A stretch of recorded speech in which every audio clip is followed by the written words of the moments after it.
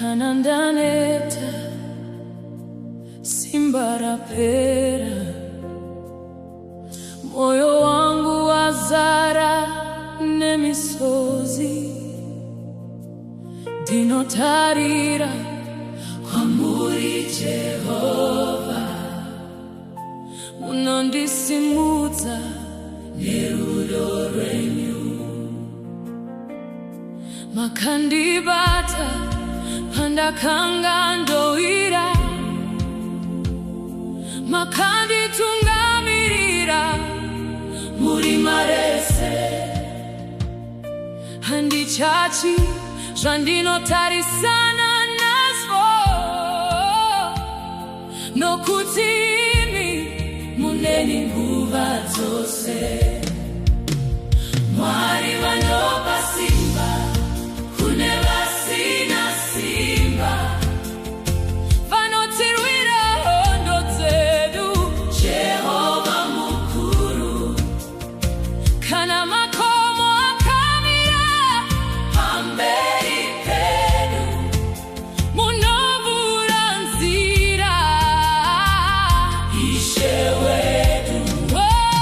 Mwari vanopa simba kune vasina simba, vanotirwira hondo dzedu nesimba ravo, tinokurumbidzai Jehova wehondo, nokuti kukunda kwedu kuri mamuri.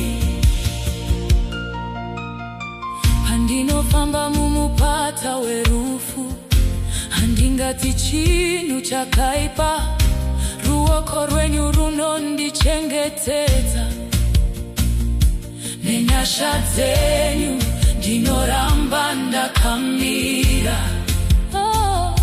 Vavengi pavanondikomberedza, muri nhare yangu yakasimba, izwi renyu rinondipa tariro. Mweya wangu unorumbidza zita renyu, hamumbokundwi Mwari wedu, hamumbosiyi vana venyu, muri dombo raisingazununguki, tinomira nesimba renyu. Hamumbokundwi Mwari wedu, muri murwi mukuru wehondo, tinokunda zvese nezita renyu. Jehova makafanira kurumbidzwa.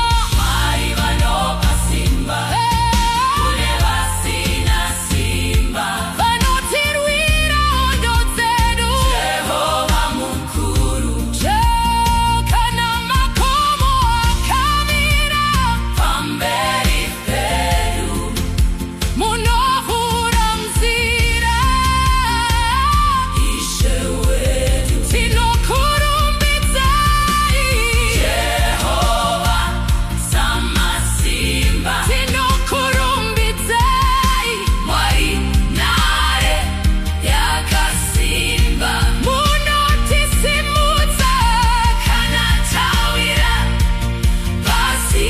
Jehova, muri zvose zvatinoda.